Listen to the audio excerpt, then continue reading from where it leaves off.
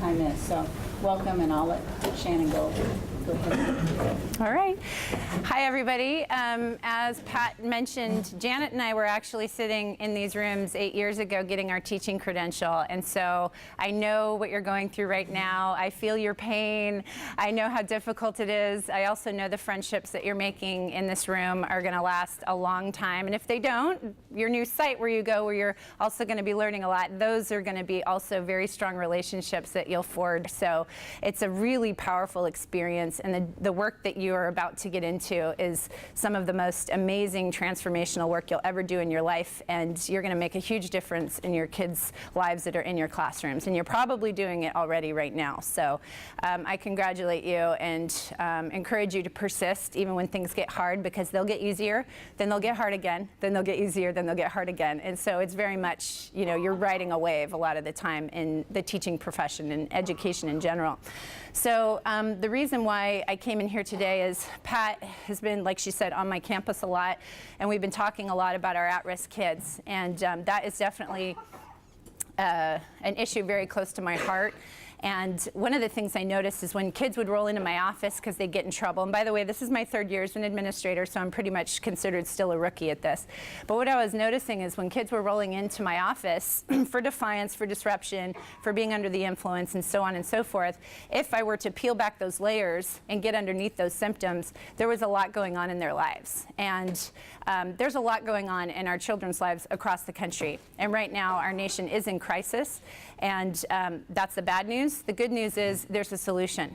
But more bad news is you're about to walk right into the middle of this, and you're going to have some of these kids in your classrooms. You're going to have kids that are disruptive. You're going to have kids that are defiant. You're going to have kids that are aggressive or under the influence. And so my purpose in being here today is not only to tell you about those issues, but give you some background on some of those kids and what they're experiencing in their lives. A lot of them have, within their own homes, they're being neglected, they're being abused, some have been abandoned, some have been through several foster homes. A lot of them are experiencing a lot of trauma. And a lot of the educators that send them to my office, not a lot of them, some of them don't know what's going on with them, others do. And so part of our talk today, what we're going to be doing is Reggie right here. Reggie, if you could raise your hand. Reggie is a wonderful student advocate, and he's also in charge of an intervention program on my campus. The program was not there when I got there. I wrote a grant, and I found Reggie through the San Diego County Office of Ed, and he is amazing. He is a miracle worker. These kids I'm talking about are put into his intervention course, and he works on developing their emotional literacy. He gets below those layers of what looks like on the outside is like a troubled kid that people just want to throw away. But what Reggie does is he works with the kids and he finds out A, what's really going on with them, and B, he gives them tools in which they can adequately get by in life and hopefully flourish. The second part of the chat is going to be Ben Nakamura. He's an administrator from Roosevelt Middle School in Vista as well. And I saw him about a month ago, and his talk was so powerful, like it literally made me burst into tears about 10 times because it was so amazing. And he talked about approaching our at-risk kids from a radically different approach. So he's going to also give you some tools. So you won't just have kids exploding in your room, you'll actually know how to approach these kids and what to do for them and how to help them. And so that's basically an overview of what we're going to talk about today. But basically, students who have experienced any of these things, trauma, abuse, neglect, they're not exactly going to be focused on their math homework. They're not exactly going to have done their reading the night before. Some of them will walk into your classroom, totally have forgotten their backpacks, or their pencils, or their paper, or their supplies. A lot of times, most of the time, there's reasons for that. And so I'm sure a lot of you guys have seen this before. How many of you guys took Psych 101 and you studied Maslow's hierarchy of needs? How many of you guys have seen this before? Okay, so most of us have seen it before, but basically what this tells us is that you have to meet the lower needs in order to hit self-actualization. So if you don't have food, water, shelter, and warmth, you're not going to be able to be creative, you're not going to be able to learn, you're going to have issues grasping some of these standards we're trying to teach these kids. And so back in 1946, the federal government recognized that kids sitting in our classrooms that are hungry are not going to be able to focus on math, focus on English, focus on social studies, or what have you. So we decided, okay, we're going to feed them through the National Lunch Program, and that was signed into into law, if you will, by Harry Truman, I think it was, back in 1946. So we took care of this bottom layer. But the issue is, 50 years later, we're not hitting any of these other issues. We're not teaching our kids emotional literacy standards. And even with the Common Core coming in, these are not issues that we're really talking to our kids about. Like, how do you get emotionally literate? How do you deal with your anger issues? How do you deal with the fact that your mom comes home wasted? How do you deal with all these other crazy things going on in some of our kids' lives? So what I would love to see, my dream, is that one day we have emotional literacy standards where we actually teach these things. And thank goodness I have Reggie at my campus actually teaching our at-risk kids these things, which will help them get to the top of this pyramid. So what you guys have in front of you, most of you, have a fast facts handout. I might have to, what's his name, Rubio, grab some water because I'm just getting over a cold here. But most of you guys have a green handout. I see a table without, if you guys could share with a table that may not have it. And I'll have Pat get some more copies for you. But basically, I'm not going to go through this whole handout, but this will give you some perspective of what's going on in our country. And believe me, I've seen it at my school. And I've seen it I've been at 4 high schools total. And now as an administrator, it does impact me directly because a lot of students end up in my office and I'm uncovering more and more of these facts. So here are some of these facts that are hitting me right in the face in my job, and also Janet over at her side as well. Right now, there's 2.5 million people in our jails in the United States. The U.S. actually has the highest rate of incarceration on the planet. So a lot of these people that end up in jail, just in case you didn't know this, 70% of the people in jail in our country today are actually high school dropouts. Not sure if you knew that, but it's kind of scary. So my job as an administrator, I don't want to throw these kids away, because if I expel them or suspend them, those are the 2 tools that were given to me as an administrator, I don't think they work, because I see these kids getting kicked out of school. They start their experience in the jail system, basically from that point. In fact, the incarceration habits do begin at an early age, and if a youth is incarcerated before the age of 18, their chance of starting a lifetime imprisonment actually increases exponentially. The U.S. actually has, let's see, Americans are not exactly prone to more crime than other countries, but our current system is not providing for a better trajectory for its students. There's actually a great study out from the California Dropout Research Project. This is how crazy the numbers are and how it impacts society as a whole. San Diego can save $267 million per cohort by reducing the high school dropout rate in half. And by reducing this dropout rate by half, the city would experience 435 less homicides and aggravated assaults over these students' lifetimes. Some more information on the push-out crisis, and what the push-out crisis refers to is the suspension and expulsions of students out of our schools.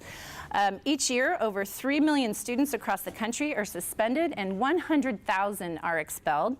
These punitive practices are actually research proven not to improve student behavior, but they do increase the likelihood that the students will fall behind dramatically, academically, and drop out. And remember that statistic, 70% of people in prison are high school dropouts. So in my mind, those are very closely connected. Minority students face tougher disciplinary consequences than their counterparts. Black students are more than 3.5 times as likely as white students to be suspended or expelled. And more than 70% of students arrested in school are handed over to law enforcement are Black and Hispanic. And here's some San Diego statistics for you. These just came out recently. Among San Diego County's 42 school districts, Hispanics represented 44% of students and accounted for 57% of expulsions during the study period. Here's another bullet. Counter to many educators' beliefs, suspensions of alleged troublemakers rarely boosts achievement. And Ben's going to talk a little bit more about that today when he gets here. He's going to share with you some research about the fact that suspensions and expulsions do not help these students. According to Dan Lucen, who directs the UCLA Center for Civil Rights Remedies, schools that are not loosey-goosey on discipline, but are doing it in a way to teach appropriate positive behavior, tend to have a higher achievement and lower suspension. The idea that we kick out bad kids so we teach the good kids is actually a myth.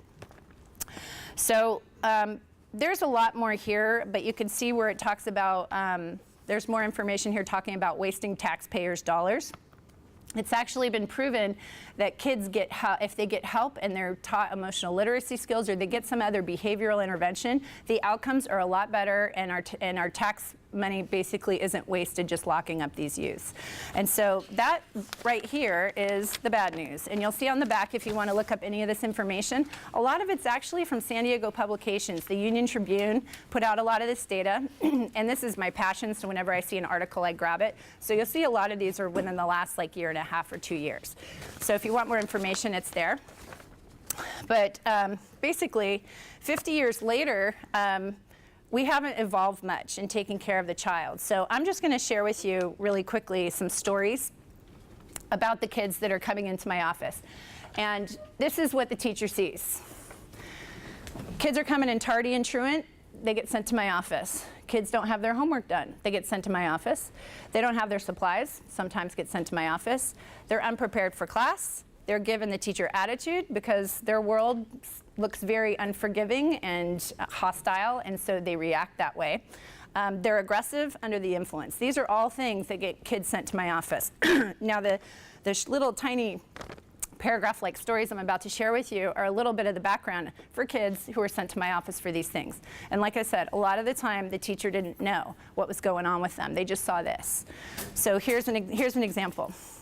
Ricardo's father, the chief breadwinner, was deported one morning, and Ricardo had to skateboard over 2 hours to get to school as a result of losing his ride.